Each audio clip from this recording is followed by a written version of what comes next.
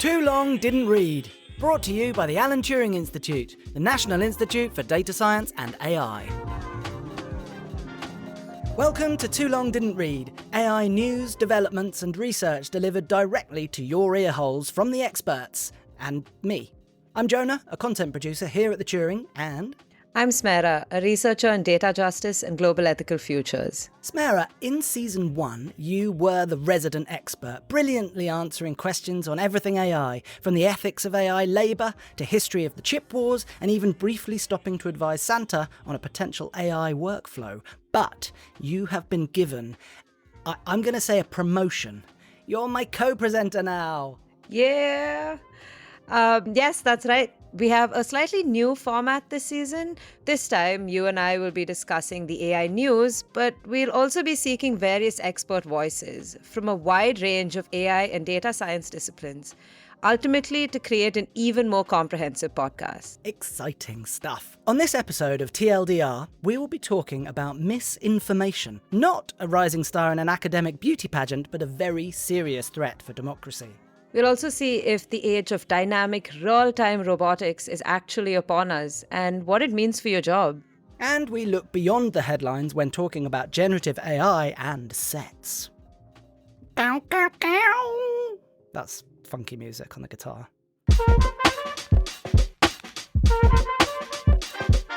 2024 is the year of elections. Over 80 countries and half the global population will be voting this year. Since there's no collective noun for a group of elections, let's go with election-tastic. Yeah, and taking on elections is a huge endeavor. Take India, it's seen as the world's largest democracy. Elections began in late April and will go on till June. And we're talking a massive population of nearly 1 billion people. Yeah, and as if sorting through the candidates' campaign promises wasn't tricky enough before, we now have good old AI to consider and how it can help people spread falsehoods. Yeah, and we discussed some of this in the first episode of our first season. Remember, Jonah, way back when? But essentially, we face 3 strands of information manipulation. First, we have disinformation, which is the big bad boy, wherein information is falsely construed with the intent of manipulating audiences. Then we have misinformation, but without the intention of actually causing harm. Finally, we have the complexities of malinformation, where information is exaggerated or conflated to obscure the truth or the narrative. This is also where secret or classified information is often shared at a strategic time just to influence voters. Check out Series 1, Episode 1 for the fuller explanation on this. We'll link it in the show notes. And there's also a few points to keep in mind when it comes to the misuse of data and information. For one, any group or individual manipulating information doesn't necessarily have to follow a single route, even if they're intentionally planning on manipulating information. One can begin by exaggerating historical events and follow it up with intentionally false and misleading information, only to galvanize voters towards their cause. For instance, I mentioned India early on and actually was in India during the elections. And there's a good chance that by the time this recording is out, India is probably still going to be counting the votes. But if one were to track the misinformation or disinformation campaigns in the country, it's rarely a day without reports of false information making rounds on social media platforms or communication channels, be it Twitter or X or even WhatsApp. In fact, the World Economic Forum said India has the highest risk of mis- and disinformation in 2024. Wow. So it's rife and it's relevant, and we're going to deal with it. It's probably time we should bring on our special guest to navigate this. TLDR Expert Guest. This month, we are joined by an expert who has worked as an analyst within the Defence and Security Research Group at RAND Europe. She's led projects which assess the impact of emerging technologies on the information environment and worked to identify the implications of disinformation and conspiracy theories in Europe. That sounds cool. Her research has informed strategy and policy at the UK Home Office, UK Ministry of Defence, the European Commission and the United Nations Development Programme. From the Turing Centre for Emerging Technology and Security, CETAS, we are very happy to welcome Research Associate Megan Hughes. Woo! Sounded a bit like the sort of beginning to Blind Date there, where Graham kind of brings him on, like, from the Turing Centre of Emerging Technology. Anyway, hello, Megan. I'll let you speak now. Hello. Hi, Megan. Thank you so much for having me. Looking forward to hopefully an interesting discussion. Definitely. So can you give us a very brief explanation of what CETAS is and what a research associate does? Sure, yeah. So CETAS is the Centre for Emerging Technology and Security at the Alan Turing Institute. And I'm a research associate within the team, and we work on policy research relating to emerging technology and national security. So we look at kind of the implications of emerging technologies, and we try to advise actors like the government on what they should do in response. Okay, so we've learnt sort of quickly in the intro from Smera about mis, dis and malinformation, but could you tell us a bit more about how it plays out during election time? Sure, yeah. So I'll kick us off with a kind of traditional influence operation. If we look back at the 2016 US presidential elections, we can see quite a typical example of a state-sponsored influence operation. So this was when Russian actors looked to influence US voters ahead of the elections, and they did a number of things. So it wasn't just a kind of misinformation, disinformation campaign. It was much broader than that. So we had things like hack and leak techniques, where hackers got into the Clinton campaign emails and then shared these emails over a period of a few weeks to kind of distract from the main campaign messages. But specific to misinformation, Russian actors created a network of fake accounts, of bots. We're looking at about 50,000 of them, and they were all sharing divisive content, fake news stories, reposting hashtags to make them go viral, like Hillary for prison. That was one of them. And they were also publishing political advertisements criticizing Clinton. So that's looking a few years ago, and that's looking at something that, like I said, I'd kind of term that a traditional influence operation. When we look to the past few years and we look at AI examples from elections that have taken place since we've looked at the start of 2023 in research I've been doing, and I can talk to you about 3 examples of AI misinformation. So you've got AI generated voice clones. I don't know if you saw coverage on the Biden robocalls. So this is where we had deepfake audio clips of Joe Biden urging voters not to turn out and vote in the New Hampshire primaries. We've also got an example, if we look to Poland in their recent election, the opposition party actually published a deepfake audio clip of the Prime Minister reading a set of real leaked emails, but the audio was fake. So you can see how kind of generated voice content we're seeing come up.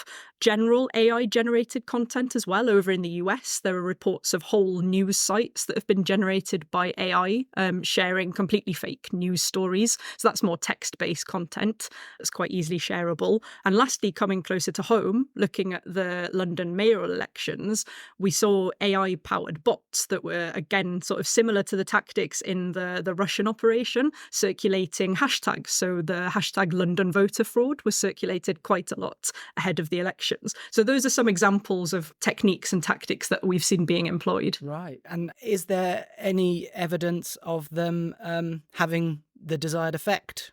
So that's really interesting. So when we look at misinformation generally, so if we kind of take the AI out of the context, a lot of studies have shown that only a small minority of people actually see the majority of misinformation. So I think there was a study in 2016 on X, formerly Twitter, and it showed that only 1% of X users actually were exposed to 80% of the fake news content on the platform.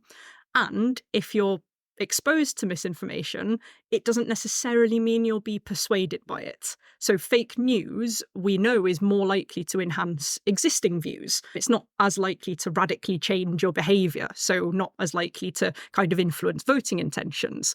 And studies have quite consistently found that in relation to elections, misinformation hasn't meaningfully impacted the outcomes of elections, and that's because there are loads of factors that contribute to someone's voting choices.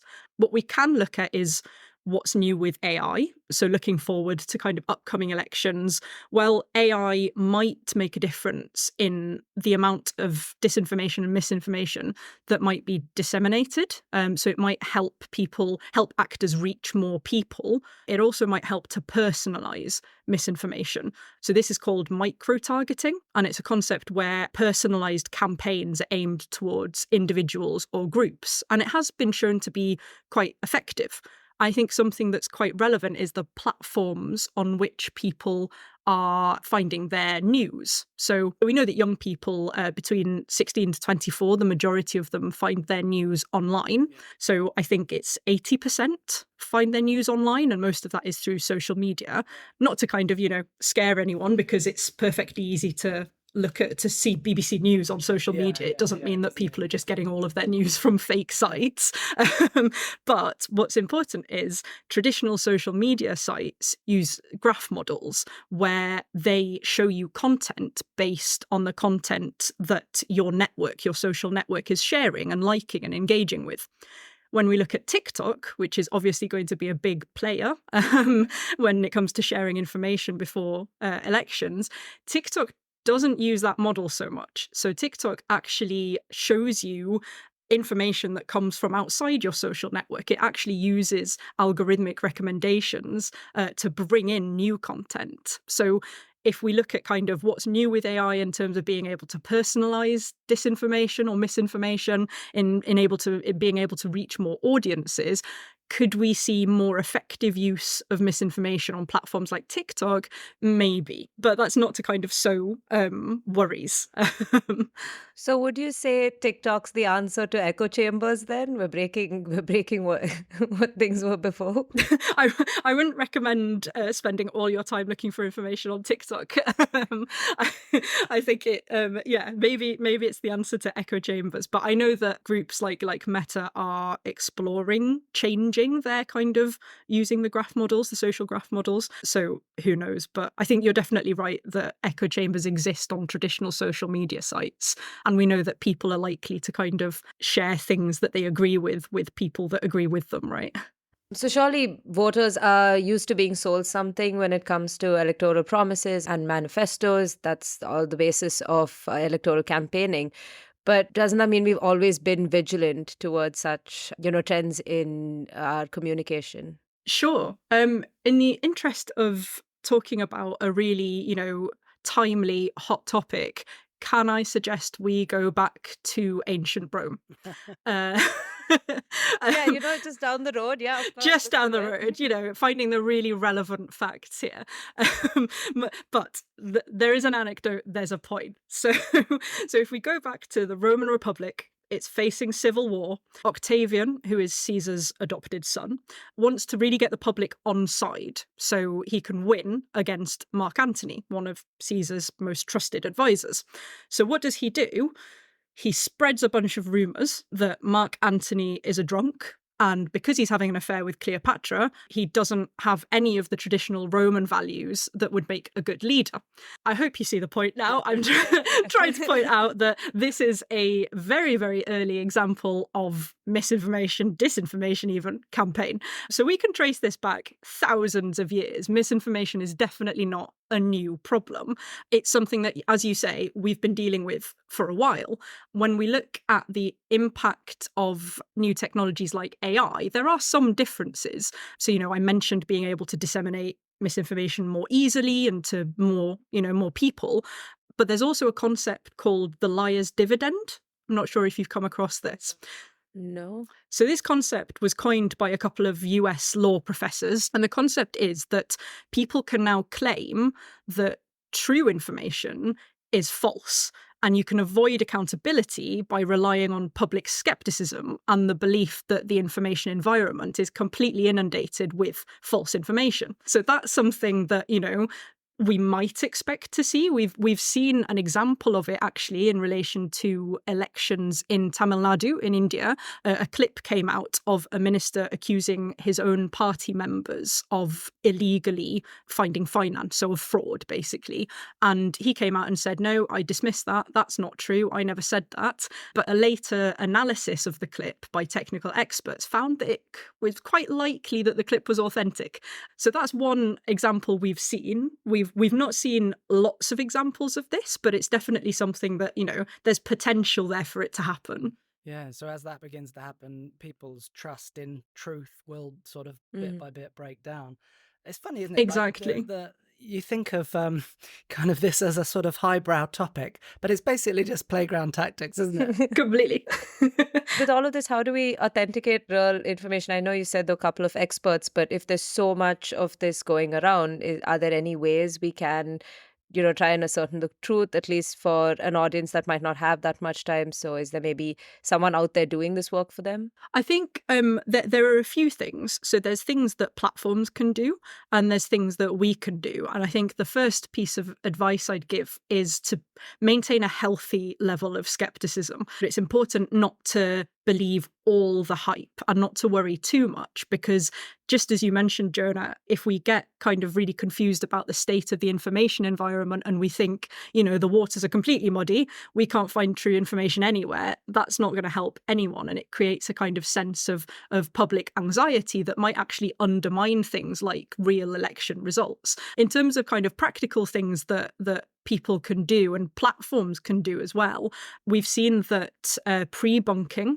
is a method that can be quite effective. So this is a prevention rather than the cure method, where you anticipate the use of disinformation and you warn people about it before it spreads, and you provide factual information on a topic so people are kind of aware that disinformation might be coming their way. I read about pre-bunking. That's not a word I'd encountered before. Yeah, and it's actually been effective. They've done some early studies on climate disinformation, and I think that platforms like Meta have actually started using pre-bunking techniques online. So it's proven kind of effective, and platforms are deploying techniques. Looking at the stat you gave us about how few people are actually exposed to misinformation means that the majority of information we're getting is information, and we should be told, yeah, you can believe a lot of what you're getting. Is that happening? I think you're completely right, and it's really important that, we do need to be encouraging trust in the information environment. So I think when you log on to Facebook, I think in the campaign period, if you share a post that's to do with a political party, for example, if I remember rightly, a little comment comes up saying, have you checked this source, or have you checked the content? And I think that's a great example of something that could be done to just kind of make people pause and think, oh, okay. So on the different methods that we can use either as an individual or that platforms are taking on, I've also heard about the Coalition for Content Provenance and Authenticity. So essentially content watermarking. Is that going to have any real impact? What can we see in the future when it comes to C2PA? I think it's a great question. I think C2PA is a step in the right direction. So it's a group of organisations that have come together, and they have committed to developing technical specifications to be able to trace the origin of media. And there's lots and lots of ongoing research on watermarking, but there are a lot of problems with it. So there's the adoption problem. So if one platform adopts a form of watermarking and they're putting notices out saying, oh, this content is AI generated, there might be an assumption by users that any content that then isn't watermarked is legit, and that might not be strictly true. So there's an adoption problem there. And even if watermarking kind of becomes very good, I think we can assume that sufficiently capable and sufficiently motivated actors, they'll get around it. So it's a step in the right direction, but it won't be a kind of a great solution that solves all of our problems. So, Megan, could you tell us about this CETAS report? Sure, yeah. So this has been a great project to work on, and it's ongoing. So we've got a publication coming out soon that's a briefing paper and then a longer form report due out later this year. And what we've been looking at is the impact of AI-enabled threats to the security of elections. And we've been looking at examples of AI misuse from 2023 to date, and the kind of takeaway that I'd like listeners to think of is that examples are quite scarce, and where they do exist, they're really hyped up by mainstream media. So the risk isn't really in AI use during elections. There's a small risk, but the major risk is the heightening of public anxiety and the undermining of the general information environment. And what we don't want is for people to lose trust in genuine, authentic sources and information. So that's the kind of key top line I'd want people to take away from our report. Yeah, that's a really good point. Let's make sure that we're not contributing to the hype about misinformation with this podcast. Yeah. So I suppose that kind of leads us to any final thoughts from you, a concluding statement, if you will. Sure. I think the key message is, misinformation has been around for thousands of years. AI is relatively new to us all, but it is just a tool. So people will use it for good and for bad. But please don't worry that it's going to hugely impact all of the upcoming elections in this very important year for democracy. There's a lot of hype, but we're yet to see any real evidence that AI has actually impacted any election result. So just think critically, check your sources, think about the content of news, and that's it. All right. So just before we leave, there's one final question. Assume we're hypothetically in a world where you are facing off for our prime ministerial elections in the UK. Megan, what legislation, should you be elected, what legislation would you spearhead? Oh, that's a really good question. I had to really think carefully because there's a lot of public accountability with a public podcast.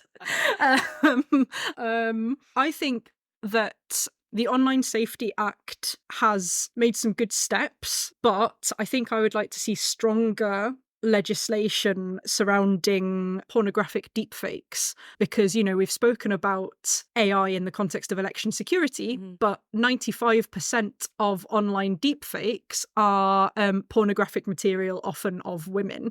So that's a huge problem that I think it got discussed a lot with what happened to Taylor Swift, but the kind of conversation spiked and then has dropped down a bit. So I think that that's a really important topic that we need to have really strict laws in place to deal with. I mean, that's a great point. I'd vote for you just on that. Woo, there's my campaign. And we'll actually be coming to a bit of the deepfake stuff later in the episode. Thank you very much, Megan. You've been a wonderful guest. We'll let you get back to saving the world. Thank you very much for having me. This has been lots of fun. Okay, Jonah, so for our second story, I really wanted to talk about robotics. Robotics. Sorry. So I saw a really interesting video the other day from Figure AI about their new robot named Figure01. And OpenAI software has been integral to the development of this robot. And the reason why I think I was so surprised by it is because of the way in which the robot responds to some of the tasks that the person's asking them to do, not only in terms of its movement, but also the way the robot spoke. I think that was the first time I actually confronted the fact that, this isn't something that's, a few decades away, but this is something that we're actively working on right now. Yes, it's a pretty amazing video. We will link it, of course, in the show notes. For our listeners that haven't seen it, the launch video for Figure01 has someone asking this shiny chrome robot for some food. It gives him an apple and then proceeds to clean up a mess while explaining why it chose the apple, because it was the only edible thing on the table. I know the task of giving someone an apple doesn't sound hugely impressive, but you do need to watch it to see how different it is, at least of how I thought more of humanoid robots were progressing. It's mad. Yeah, and this startup Figure AI is backed by some of the biggest names in tech: Jeff Bezos, Microsoft. A lot of companies have invested, I think, over $1 billion into the development of this technology. And what's key to this new shift that's happening is that OpenAI's recent generative AI software has been a key part of the entire puzzle. It's making the robot more dynamic, and it's making that text to that natural language speech a lot more impressive for the general audience. And I think it really shows how quickly tech has been evolving. I mean, if we see, the Industrial Revolution times of the early and mid 1800s to, the quick jumps, the rapid jumps that we saw from the year 2000 to now, where, we had some basic computing and now we have really, really, really smart phones. And I just wonder if we're seeing this right now, what we can expect in like the next 2 or 3 years. Yeah. So are we going to see a massive increase in robots around us now? Are we prepped for this? As I said before, generative AI has been instrumental to giving that boost to the robotics industry to make it more dynamic and respond in real time. But if you watch the product videos, it's far from our imagined idea of a perfectly mobile and, a robot that's able to respond that quickly. Yeah. If you see some of these videos, especially of the ones that look like little dogs, Yes. it's a bit creepy to Very say the creepy. least. But that's just talking about, more performance related aspects. I think there's also the general challenges of generative AI, some of which we've already covered. Yes, the impact on vulnerable communities. Or is it the biases? Or the safety concerns? Or the explainability? Or all? Yes. It's pretty much all of that. I mean, this isn't to say there aren't great uses for robotics, though. We can use them to navigate difficult terrains. For instance, NASA is working on a robot to navigate celestial bodies. So you don't need to put a human at risk on the moon. Instead, a robot may be able to walk around and, pick up some space material to bring back for research purposes. Yep. But it is a giant leap for machines.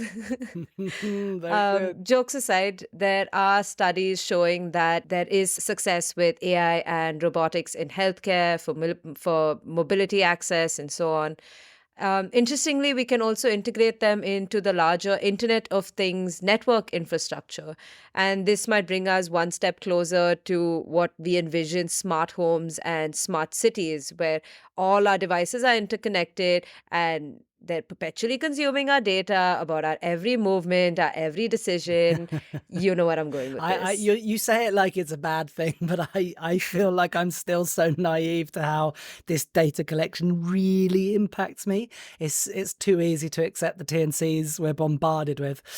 So what can we expect in the next few months? So for the next few months, for manufacturers, and this ranges from Amazon to Boston Dynamics to Hyundai to Nvidia to Tesla, everyone's getting in on it. It's a rather even playing field as of now. So if we're imagining a sort of Jetsons-esque future, then presumably the production costs need to come down. Well, if we continue on an unregulated path where robots are affordable, it would actually come at the simple cost of your data, your agency, or even your job. Who needs them? Do you think it is that dire? It is interesting, especially from a market analysis point of view. And, if you take the language of these websites, these robotics websites, it might lead you to believe we need these machines to fill up these jobs and so forth, and that we, in fact, are the more lazier humans. But that's me reading between the lines. Right. But fundamentally, many of the repetitive manufacturing jobs which robots could replace are not only very, very low paying, but incredibly taxing. So if one wanted to upskill and move out of, say, working in a warehouse where they have rather repetitive tasks, they might not have the time because they're stuck in endless shifts just to make ends meet, thus creating the working poor. Side note, right, or side thought, If you were to lose work like production lines, you could lose the creativity that's born from it, right? Here's an interesting nugget. Gordy Berry, who founded Motown, was inspired by the production line he worked on at building cars in Detroit. He thought you could do the same with a musician, like bring them in, send them up the production line and come out with a hit. He even had a quality control system like the Car Factory did, where they would make sure each song was like the best it could be before it left the hit factory, even re-recording them with like, different singers and things like that. So yeah, remove all repetitive jobs and we might not get another Motown. Oh, wow. But I mean, are you saying we should continue keeping workers in very repetitive factory jobs, Jonah? In case we get another Motown.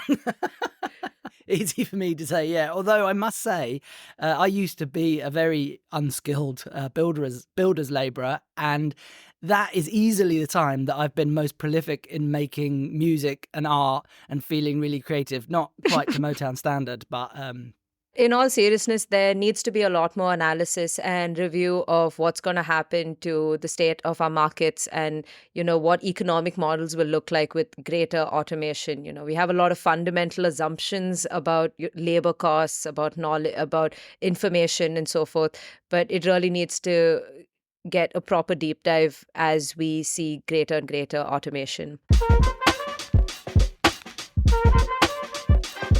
clickbait. I know what you're up to with your tantalisingly open-ended question and air of seductive mystery.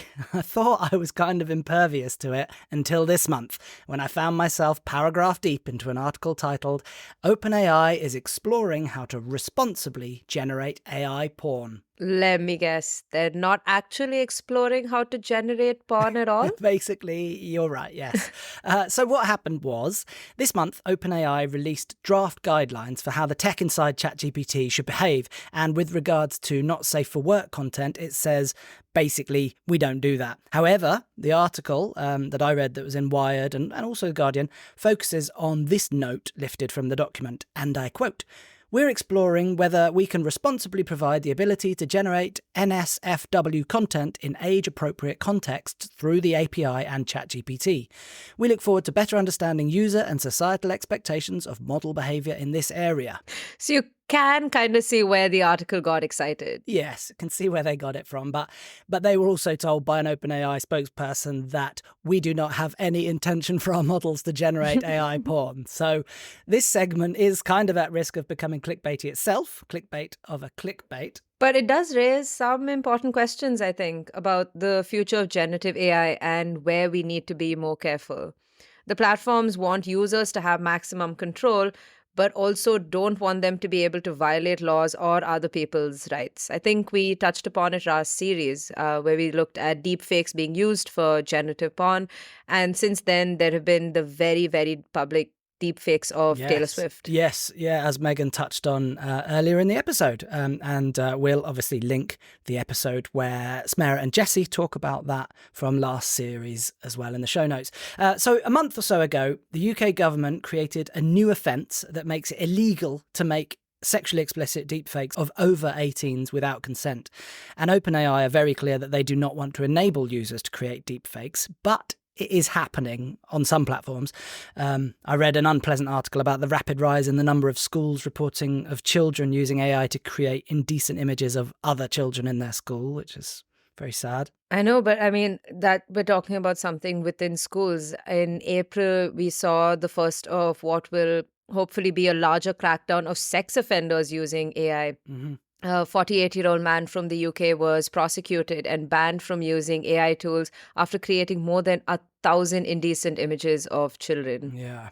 So we need better tech, better regs, and a better education towards sex and respect in general. Aside from the illegal and abusive uses of AI, when we're talking about sex, I can't see a future where some form of pornography isn't created by AI.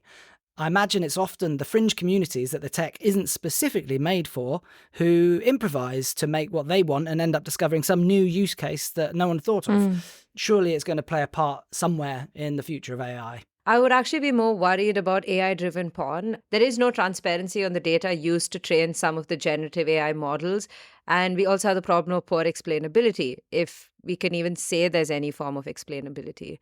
In this case, there may be a chance that someone's photographic data that may have been used to train a model, and maybe somewhere down the line, there's some Gen AI porn which looks very oddly familiar to you. And I personally do not want to wake up to a future 20 years down the line where a photo I uploaded on Facebook, completely non-harmful, ends up being part of a training data set that has very non-welcome uses. Yeah, and I wonder if there's something in the idea that if AI companies do explore the more questionable avenues, the resulting new architecture developed could enable people with ulterior motives to jailbreak the system and use it for their own, even more dubious means. Oh, yeah, definitely. I mean, better tech doesn't mean we eradicate crime as much as criminal justice AI systems might make you want to believe. The more interconnected our networks, I think there are more risks of cyber operations, be it data theft, data leaks, or even model replication, where they can reproduce some of these models and the outcomes, and at the risk of the person whose data is being used. Yeah. Okay, let's wrap it up there. I suppose just to bring it full circle back to clickbait, and having learned from Megan about being aware of what we read and where we get our information, I suppose the message here is to be vigilant. Although this clickbaity headline led us down a valid rabbit hole, sometimes you could find yourself in a more spurious place. Ew. Think before you click. At least we're on the right track when it comes to the law. It's good to see that, there are active steps being taken to make sure that people are protected, and that there are court rulings now that can be upheld in future cases. Hopefully it's not the case, but, knowing how the world tends to use tech, it won't be surprising if we hear more about this as this technology improves. Yeah, keep you posted. Well, that's about it for this month. But before we go, Smera, I want to continue a tradition from the last series, and that is our positive news segment. So, what made you feel optimistic about AI this month? There's a lot been happening, but there's one story I want to focus on. It's this big breakthrough with DeepMind's AlphaFold 3, essentially. Yes, I've heard of it. So the big breakthrough is that this AI system can now map out protein structures quicker than ever to give cures for diseases, so essentially improve drug discovery. Would you like to know exactly how that works? Because I spent some time going into the physics and the biology behind it. I absolutely would, because I did read the sort of the headline of this story and thought that sounds positive, but then I read the rest and understood nothing. So I would love some help there, please. Okay, keep in mind, I'm not a doctor by any means. If I was, my parents would be so proud of me. But okay, basically proteins are the workhorses of the cell. They're important for everything. And each protein is made up of complex amino acid sequences. The issue is that these sequences and how they make up the protein is governed by these very complex physical and chemical interactions, which has meant that humans trying to map it out have taken a lot of time. Apparently, it's like a 50-year grand challenge for medicine and biology. But now there's a computer that can do it for us. And if it means it can map out proteins, it's the future of drug discovery. Why, you ask, is the future of drug discovery? It's because drug molecules bind to specific sites on proteins. So if we know where those sites are on a protein to bind the drug molecule to, then we find a way to make that drug effective. Very nice. Shout out AlphaFold 3. Shout out AlphaFold 3. I like it. So that's it for this month. Thank you very much again to Megan Hughes, our excellent guest. Thank you to Jessie behind the scenes. Thank you to Smera. I should also just mention that, Smera, this week I watched you perform at the Pint of Science event in London, where you were performing your imagined future. You came from Mars from the year 2060 or something? Yeah, 2064. I came down from Mars. It was a very hectic moment of traveling for me. I don't usually come back down to terrestrial Earth, but I luckily got the funds from a specific sponsor. Your sponsor was Lidl, right? Yeah, it was really good. And for those interested in that, our YouTube will have the Pint of Science in the future. But Smera, well done. Thank you for everyone who listened this far, and we can't wait to see you next month with a new set of stories that we will cover in detail. Bye.